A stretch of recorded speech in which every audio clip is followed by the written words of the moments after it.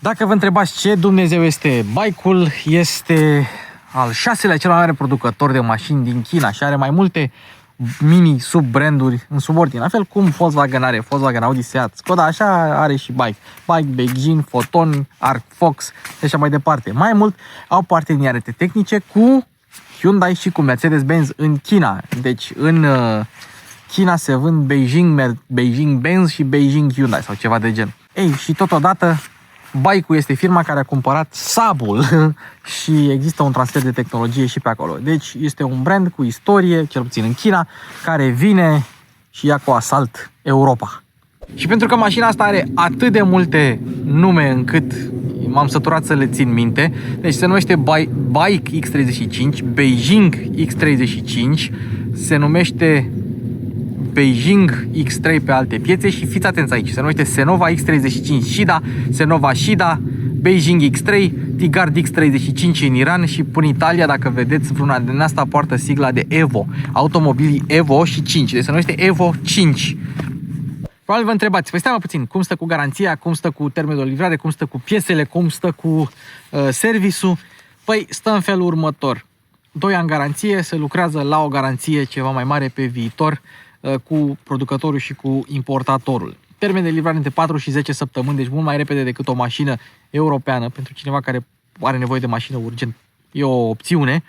Piesele vin în 3-4 zile din depozitul de piese din Germania, iar vânzări și service sunt așa: Iași, Odorheiu Secuiesc, Târgu Mureș, Suceava, Tulcea, București Nord, București Sud, Craiova în curând, Brașov în curând. Deci cam acestea sunt punctele de vânzare și de service în România, iar ele sunt într-o continuă expansione. Abia aștept să ajungă și la Craiova. Deci, mașina costă 21.500 de euro cu TVA inclus și măsoară 4,32 m lungime. Deci e undeva la nivel de Toyota CHR, cam așa. 1,83 m lățime, 1,64 m înălțime, are un ampatament destul de ok. Vine cu motorizare pe benzină, 1.5 turbo, o să vorbim despre ea un pic mai târziu. Tracțiune față, cutie manuală cu 6 rapoarte. Deocamdată asta este singura variantă.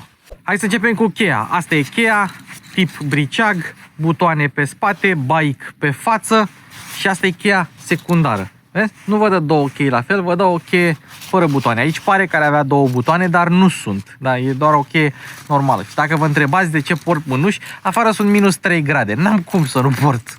Și dacă vă întrebați de ce mașina n-are plăcuțe și n-are numere, asta pentru că ea a venit cu platforma până aici ca să o putem filma și pleacă tot cu platforma.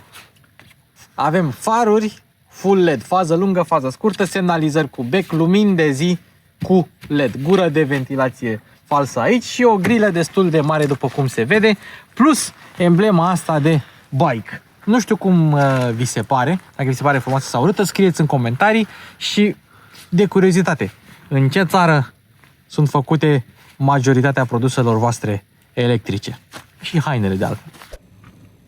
Bun, hai să vedem cum se văd farurile. Acum sunt oprite, acum sunt doar pozițiile, că avem și lumini de zi și poziții. Și acum hai să vedem faza scurtă. Oho! Nu e rea. Nu e rea. Și acum hai să vedem faza lungă. Luminează destul de bine, se vede acolo decupajul pentru mersul pe dreapta, adică pe partea dreaptă a drumului, între farul stâng și farul drept. Se vede mai bine decât se vede la alte mașini și da, luminează destul de bine.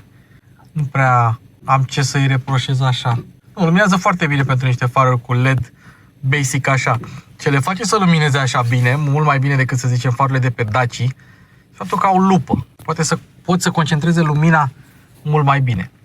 În nasol că nu pot eu să focalizez un picuț mai bine, dar v-ați făcut și voi o idee. Continuăm cu luminile și observăm că avem oglinzi care au semnalizări în ele, dar cu toate astea, oglinzile se rabatează manual.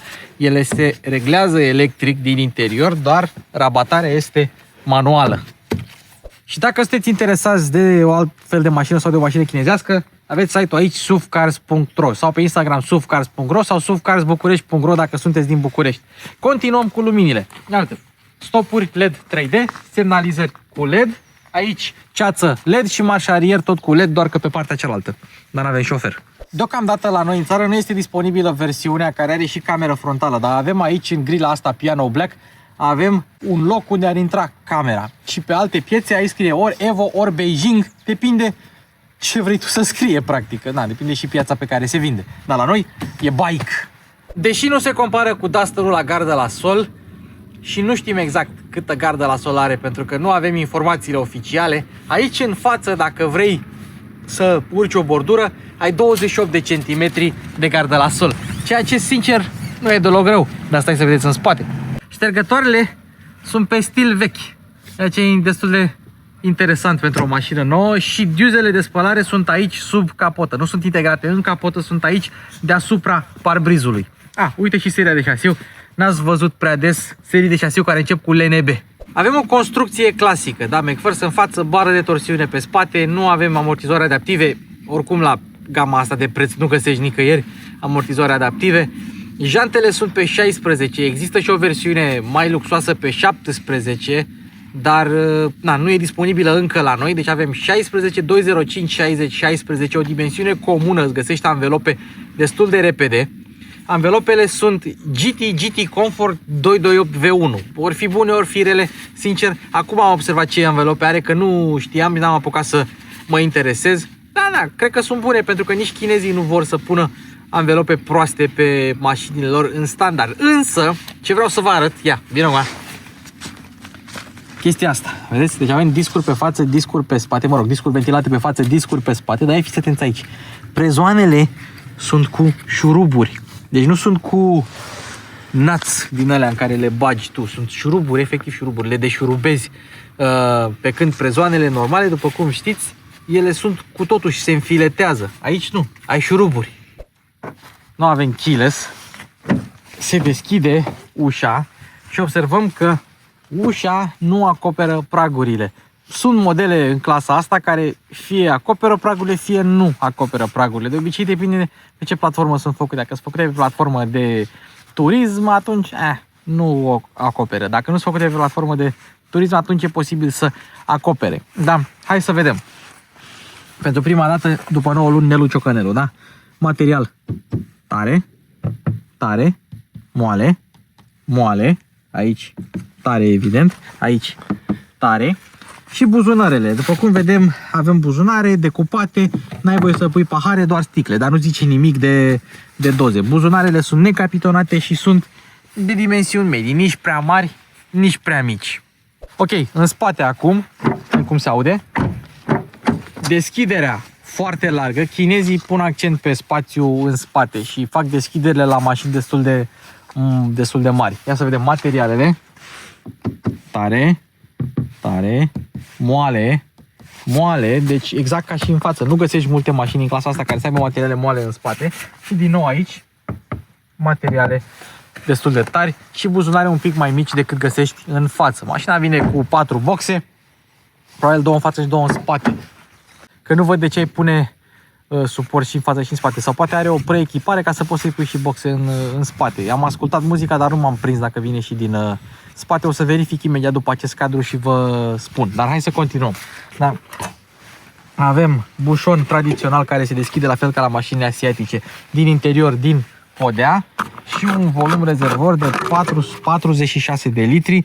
Și ai și sistem anti-diesel, să nu poți să bagi motorină în mașină. Da? Deci un capac tradițional. Și evident că dacă mașina e încuiată, nimeni nu-ți va putea deschide bușonul. E timpul să verificăm dacă avem geamuri antiprost sau, mă rog, protecție pentru că e pentru geamuri. Deci, fii atent, are auto, are impuls doar în jos, n-are impuls în sus, dar are protecție. Nu are. Ceea ce înseamnă că n-ar avea de ce să aibă nici în spate. Da? Ia.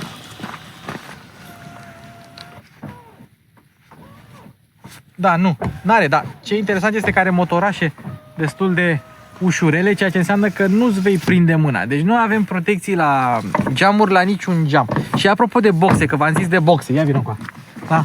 Boxele spate merg, da? Deci avem 2 boxe în spate, 2 boxe în față și chestiile astea care sunt de fapt spații pentru Twitter sunt false. Deci probabil există niște versiuni superioare și există versiuni de bike X35 superioare care vin cu piele, cu trapă, dar cu mult mai multe dotări, care probabil au 6 boxe și au și Twitter acolo. Dar momentan avem 2 boxe acolo, 2 boxe acolo.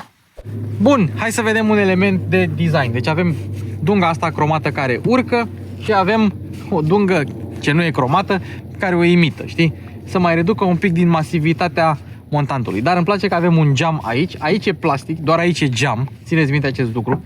Deci nu vei avea o vizibilitate pe toată porțiunea asta, dar e bine că au pus și un al treilea geam, fie el și micuț. Aici avem o bucată de plastic care continuă așa cu restul mașinii și un eleron. Barele longitudinale vin în standard și dacă cameramanul meu e destul de înalt, așa, ați văzut striațiile astea care sunt pentru aerodinamică, nu sunt pentru altceva. Astea reduc turbulențele la viteză mare. Spatele arată destul de bine dacă e să mă întreb pe mine. Deci avem eleronul, al treilea stop de frână, stropiliciu pentru ștergător aici. Nu avem dezaburire specială cum am văzut. Cred că la bike-ul celălalt, sau mă rog, una din mașinile chinezești avea dezaburire specială pentru ștergător aici în spate. Bine, ele erau și modele ceva mai scumpe.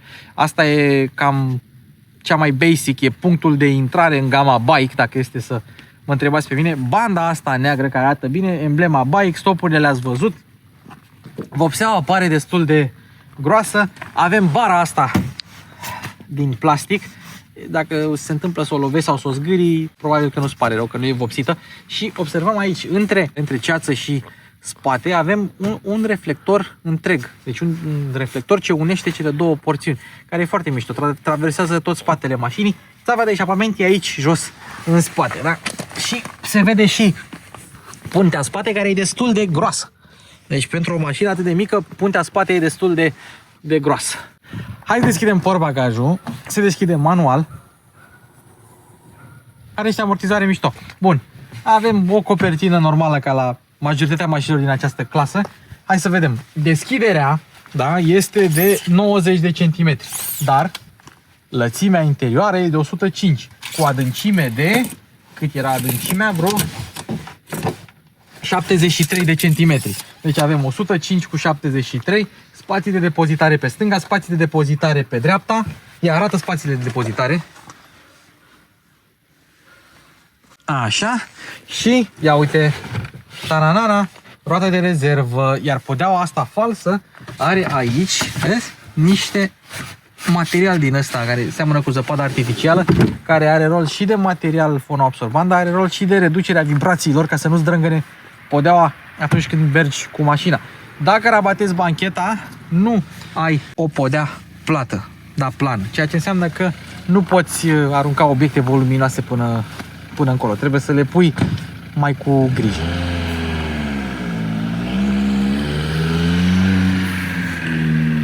Dacă vrei să-l închizi, se închide destul de ușor. Bam, nu trebuie să dai cu el, ceea ce e bine, că la alte mașini trebuie să dai cu ele. Dar la asta văd că nu trebuie să faci. Hai să ne întoarcem un pic la banchetă.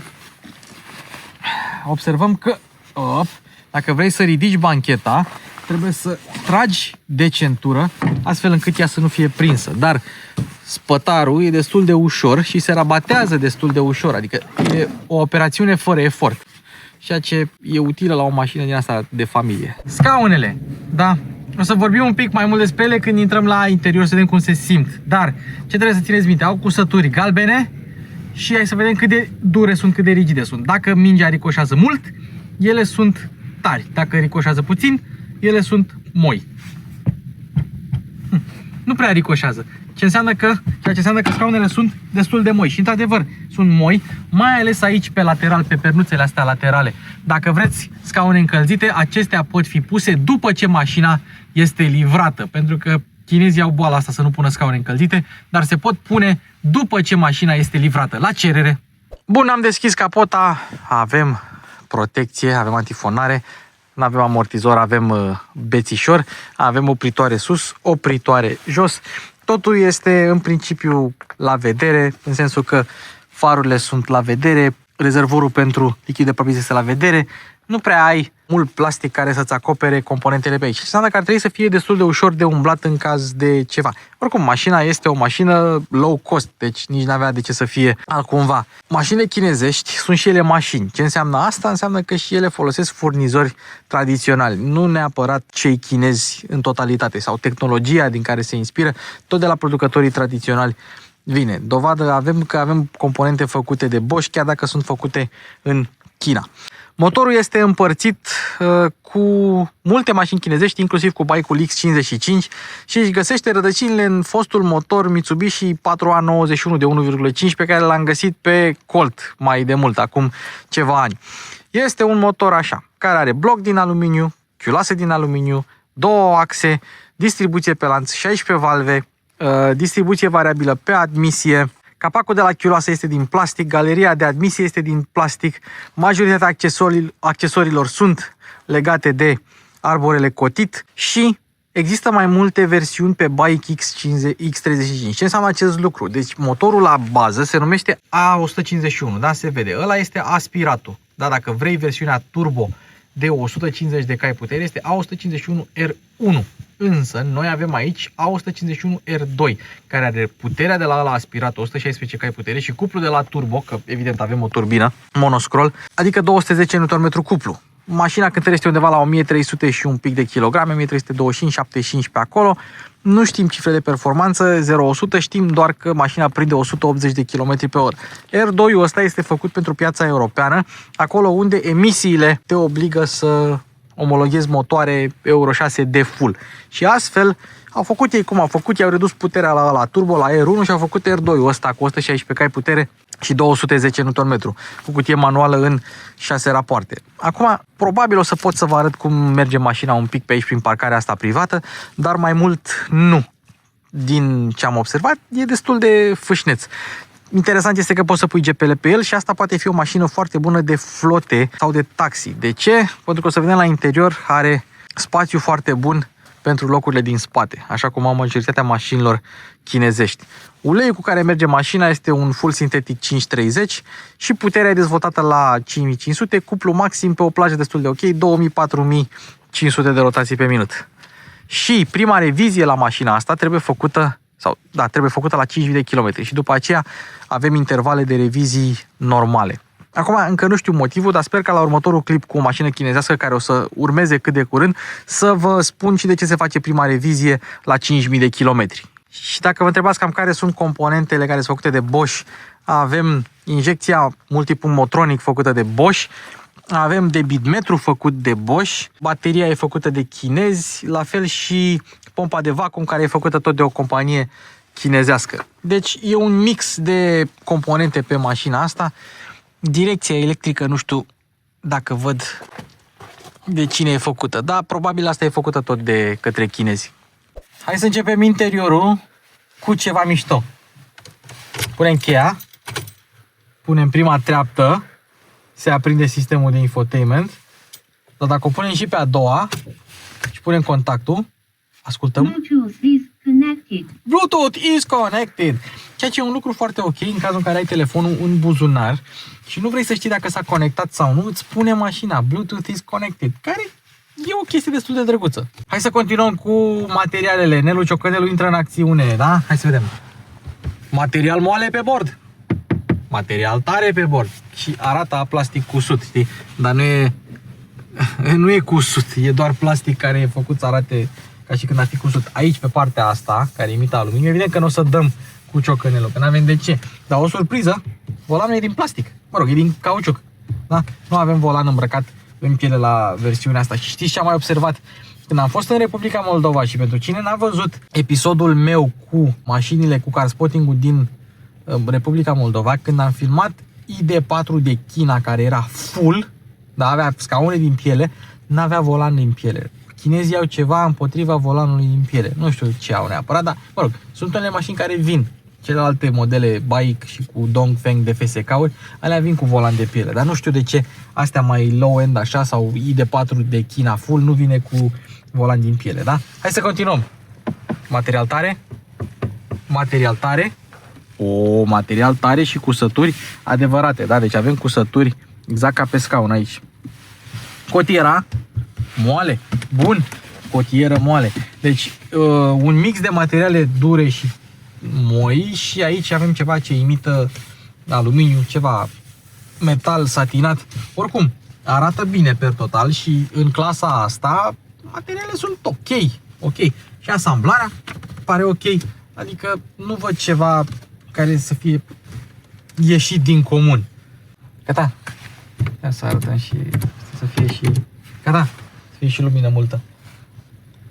Hai să vorbim despre volan acum. Volanul, care ia, fiți atenți aici, se manivrează incredibil de ușor. Incredibil. Deci nu mi-a venit să cred când am mutat mașina asta prin parcare pe aici. Fantastic cât de ușor se mișcă. Nu știm diametrul de bracaj, nu știm gartă la sol, dar se manevrează foarte, foarte ușor pe asfalt, pe pietriș, pe orice. Da?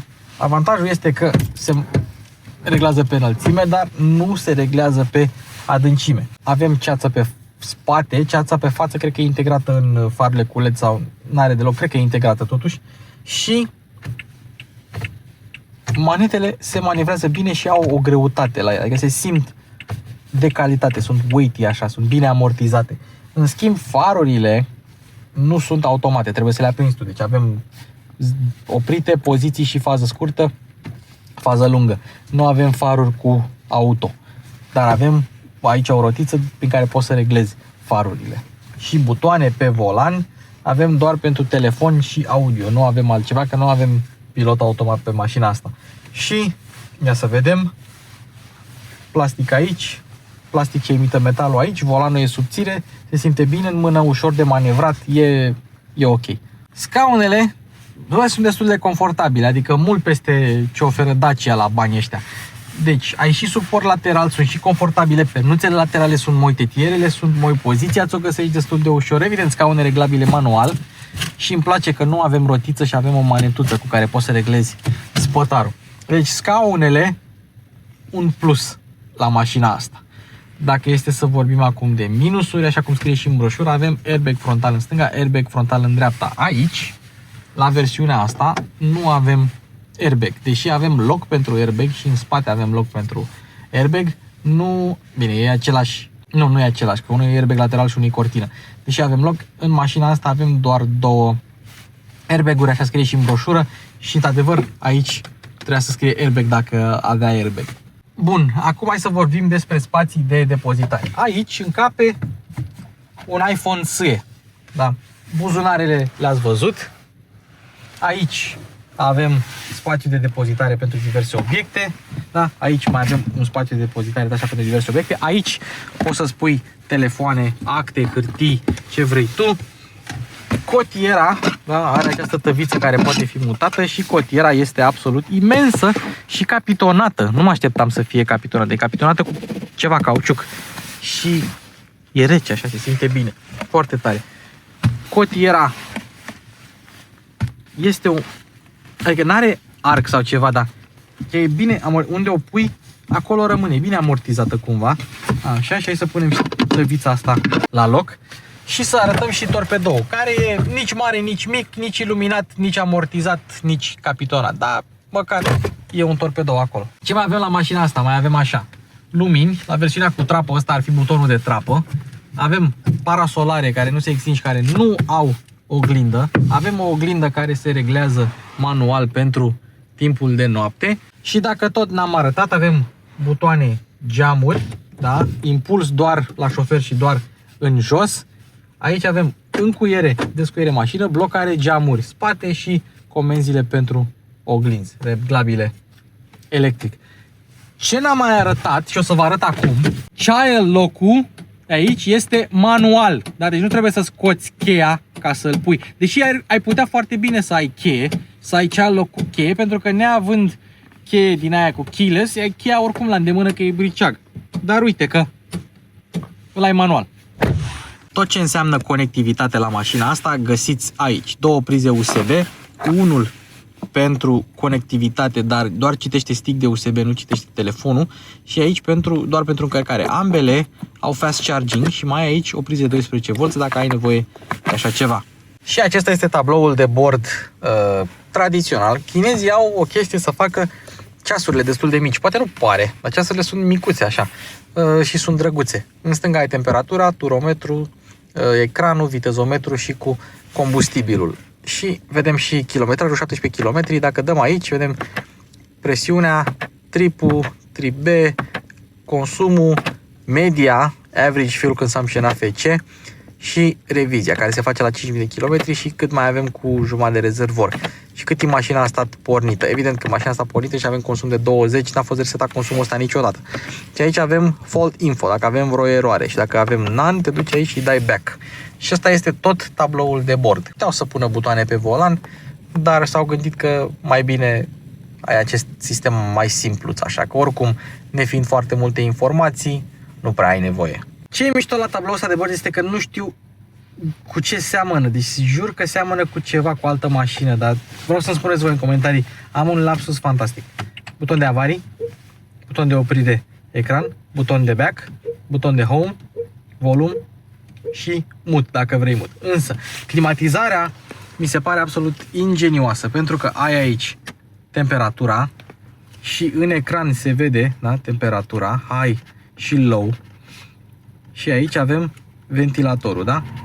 Ok, mă bucur că am rezolvat această dilemă, iar aici nu se întâmplă nimic, însă acestea sunt butoane. Dacă vrei să intri în meniu și aici pe ecran, pe ecranul de 8 inch al sistemului de infotainment, ai tot meniu AC, Max AC, da? Te duci încă o dată și ai on, off, dacă vrei climatizarea. Asta e doar buton de off. Dacă vrei să o pornești de aici. Da, o pornești de acolo. Recirculare, dezaburire, tot. Exact comenzile pe care le ai și aici, da? Off, Max AC, unde să se ducă aerul, da? Dezaburire, recirculare, dacă vrei așa ceva. Off. Ce îmi place că ai butoane astea, sunt toate niște butoane care se simt foarte, foarte bine. Și le poți apăsa așa în continuu și să derutezi mașina. Deci, nu avem climă, e aer condiționat, manual, însă arată foarte bine. Nici nu-ți dai seama că nu e climă, doar că nu are buton de auto. Și acesta este sistemul de infotainment. Ai home și poți să schimbi între cele două meniuri. Acum, dacă dai swipe, ai brightness, phone volume și media volume și în rest ai music, da? Și poți să selectezi tu de unde vrei muzică. Ne întoarcem. Radio, phone, setări. Mergem la setări rapid de tot. Avem Bluetooth, brightness, display, date and time, system settings și vehicle și anti-theft, dacă vrei anti-furt și aici follow me home, daytime running light și așa mai departe. N-ai foarte multe setări, sistemul este destul de simplu. Ne întoarcem, avem AC, care e de fapt sistemul de climatizare și observăm că pe acest ecran scrie Beijing, nu scrie bike și avem versiunea cu cutie automată. În orice meniu ai intra, găsești aici scurtături. Deci dacă tu ești în meniu de climă și îl vrei să fie mereu aprins, ai mereu câte o scurtătură. Aici avem video și picture. Poți să vezi video dacă ai pe un stick sau pe un hard video și aici poze la fel. Da? Și n-ai nou USB device. Și mai ai Baidu CarLife. Baidu CarLife, care este Apple CarPlay și Android Auto de China. Mașina nu are Apple CarPlay și Android Auto, dar poți să conectezi Baidu CarLife. Dacă îți găsești cumva să-ți instalezi Baidu CarLife pe telefon, poți să faci chestia asta. Se lucrează pe viitor să se aducă Apple CarPlay și Android Auto pe mașinile chinezești pe care le vinde SUVcars.ro. Așa că până atunci trebuie să avem răbdare. Și cam acesta este sistemul de infotainment cu ecran de 8 inch. Ce e de spus? Am spus eu că avem AO 151 R2 motorul. Pentru că mașina vine cu așa 1.5 aspirat 5 trepte, 1.5 turbo 150 de cai 6 trepte, la noi vine 1.5 turbo 116 cai cu 6 trepte, automata aspirată vine cu 4 trepte automată și turbo automată vine CVT. Momentan noi avem doar manuala și doar 116 cai turbo. Însă, ia fiți atenți aici. 0 vibrații din partea schimbătorului. Nimic nu simți în ea. Schimbătorul destul de precis, da? Însă nu are sincroane la marșarier. Dacă dai cu spatele, se oprește de tot muzica. Deci dacă ai muzică, ea se oprește de tot. Și reversing radar system sunt de fapt senzorii de parcare. Însă mai e o chestie. Dacă tu vrei să pleci și ai mașina în viteză, nu se dezactivează frâna de parcare. trebuie să o dezactivezi tu. La Daciile astea noi care au frână de parcare electrică, în momentul în care o treci în viteză, se dezactivează automat. E bine, la asta, uite, o activăm și orice aș face, nu pleacă. Nu pleacă. Măsură de siguranță. Dacă îi dau, merge. Și evident, trebuie să ai grijă să ții minte chestia asta, că s-ar putea să-ți moară motorul dacă pleci de pe loc. Sau, dacă ești un expert al ambreiajului, e posibil să pleci târâși cu roțile spate. Deci, țineți minte acest lucru. Bun, avem sistemul de infotainment noaptea, avem scurtăturile iluminate, avem comenzile climatizării iluminate, avem butoanele de climatizare iluminate, dar butoanele pentru geamuri nu sunt iluminate. Trebuie să le înveți tu pe din afară. Și astea poate pot părea lumini ambientale, dar sunt doar reflexiile tabloului de bord în acel ornament cromat. Și ajungem în spate, unde chinezii sunt top. La capitolul spațiu pentru pasagerii din spate. Apropo, nu știu dacă am spus că centura de siguranță e reglabilă pe înălțime, ceea ce la Daci nu este. Ok, deci avem loc pentru picioare enorm, pentru că eu am scaunul dat la maximum în spate. Și nici la cap nu e rău. Adică oamenii pun copiii în spate, dar văd că ai loc și dacă ești adult în spate. Deci chiar ajută. Acum, ce mai trebuie să mai punem? Bancheta este destul de confortabil. Ai niște suport lombar, chiar dacă nu poți să reglezi nimic la asta, ai suport lombar mai mult decât ai în față. Deci cine apreciază asta știe. Aici avem un spațiu de depozitare. Nu avem cotieră și nu avem tetieră pentru pasagerul central. Asta e un detaliu interesant. Și centura de siguranță în spate este montată aici, în stâlp. E o poziționare destul de rară în acest segment, dar oricum centura centrală se află aici. Nu avem luminiță în spate, dar avem mânere amortizate, ceea ce e destul de drăguț, dar într-adevăr spațiul este avantajul acestei mașini. Uite, avem și tunelul ăsta care e destul de lat, dar nu e înalt, nu e deranjant. Dacă vrei să stai în mijloc, da? Vrei să stai în mijloc, și aici este confortabil. Deci, pentru locurile din spate, mașina asta este de recomandat. Hai, o tură scurtă pe aici, în zona asta de parcare privată. Nu intrăm pe stradă, că nu avem voie, nu avem numere, dar aici e un drum privat și avem voie să mergem pe aici 2-3 metri. Deci dăm cu spatele foarte ușor. Direcția ușoară, da? Pedala de accelerație ușoară, ambreiajul este ușor. E mega ușor de manevrat mașina asta, chiar este. Ia, hai să o întoarcem așa puțin. Uite cât de ușor se întoarce. Ok. Uite ce ușor se virează. Fantastic. Simți unde mușcă ambreiajul. Schimbătorul destul de precis. Are cuplu la turații joase la 1500. Amortizează destul de bine. Ia, te întoarce bine. Și acum până ieșim în față pe drumul public, mai avem aici o porțiune scurtă de drum privat. Uite, răspunsul la pedală bun, 2500. Schimbă ușor, e foarte ușor de condus. Chiar destul de plăcută de condus. Ia. Dacă vrei să-i dai a 5-a, trebuie să fii hotărât. În rest, în toate celelalte trepte, intră cum trebuie. Frânarea constantă și consistentă. Și în față n-avem voie, că începe drumul public. Și am mers cu spatele. Dar e foarte, foarte ușor de condus, da? Ia să vedem. Hop, hop, hop, hop. Da. E pretată uzului urban mașina. Asta în oraș cred că e un deliciu. Cred că dacă ar fi automat ar fi și mai, dar și manuala asta se conduce destul de ușor. Deci nu cred că e vreo problemă. Și cu spatele se merge ușor. Ia, hai să vedem totuși cât de lungi sunt treptele. Ia. Dăm a întâia, a doua. A 5-a, a 6-a, da. Treptele sunt medii ca lungime. Adică nu sunt nici lungi, nici scurte.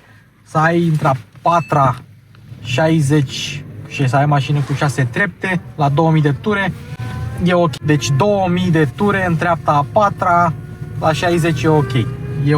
Sunt trepte nici prea lungi, nici prea scurte. Dar da, chiar se conduce ușor. Prea ușor, aș zice.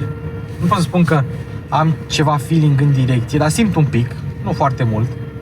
Și ușurința asta cu care se conduce e ceva pe care eu n-am mai văzut-o de mult timp. Știți cum se conduce? Dacă știți cum se conduce Dacia Duster, se conduce cu 10-15% mai ușor decât un Duster. Și nu fac acum o comparație, că vezi, Doamne, asta se compară cu Duster-ul, pentru că au clienți total diferiți. Dar chiar merge foarte ușor. Chiar și pe ăștia 500 de metri pe cât i-am făcut și noi. Și poziția la volan e ok. Și asta e fantastic. Deci am mai observat eu o chestie la mașina asta. Și când nu ai servodirecție, tot se mișcă volanul ușor. Interesant. Și cred că aici este momentul să... Simon, nu ți-ai bipăit centura? Da? Nu i-ai bipăit centura. Și n-are centura. Ce chestie. Și am mers cu ceva viteză, adică am dat un 60. Și nu s-a bipăit centura. Interesant. Nu bipăit centura. Încă un avantaj. Nu pot să spun că e avantaj, că nu pot să încurajez mersul fără centură, dar mai sunt oameni care circulă cu maimuță din aia la centură. Da. E viața voastră, faceți ce vreți, nu vă obligă nimeni să poartă centura, dar vedeți că eu și în parcare privată am purtat centura. Ia, hai să vedem. Eu nu port centura, da? Îmi arată că nu port centura. Dacă o pun, dispare. Deci nu am avertizor la centură pentru dreapta.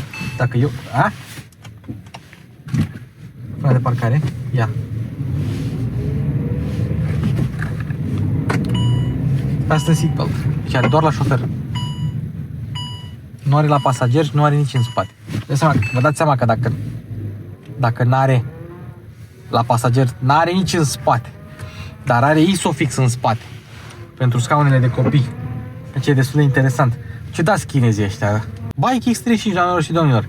Spuneți-mi în comentarii ce părere aveți despre această mașină și dacă credeți că ar avea clientelă în România și în Europa. Principalele aturi ale mașinii sunt așa: spațiu, în spate mai ales, dar și în față, și portbagaj decent, ușurința cu care se conduce și motorul are laturații joase, un pic de zvâc. Cam astea ar fi. Și că poți să le pui pe GPL. Mai departe, voi știți. Ne vedem într-un nou clip. Mulțumim SUV Cars pentru mașină, ca de obicei. O plăcere să testăm mașinile chinezești. Chiar dacă doar din prisma faptului sau elementului de noutate. Mie îmi plac oricum toate mașinile. Faptul că pot să o trec și pe asta pe listă mi se pare absolut fabuloasă. Fabulos. Deci, mulțumim suvcars.ro. Găsiți acolo toate detaliile în descriere. De 6 luni de zile stă suvcars.ro la mine în descriere acolo. O să pun și în primul comentariu. Acum s-a deschis și suvcars.ro București. suvcarsbucurești.ro. Găsiți pe Instagram sau găsiți pe site. Pe calea Giulești numărul 126. O să fie și la Craiova. Și uite, așa o să creștem comunitatea asta. Și au fost și la Salonul Auto. Acolo unde titlul în anumite articole a fost absenții și chinezii sau chinezii și absenții. Că au venit ei, dar nu au venit producătorii consacrați. Nu uitați și de mașini la cheie.ro și mulțumesc pentru atenție. Mulțumesc că mă urmăriți. Eu am fost Luci Popa. Mașini cu Luci Popa. Se închide! Se închide!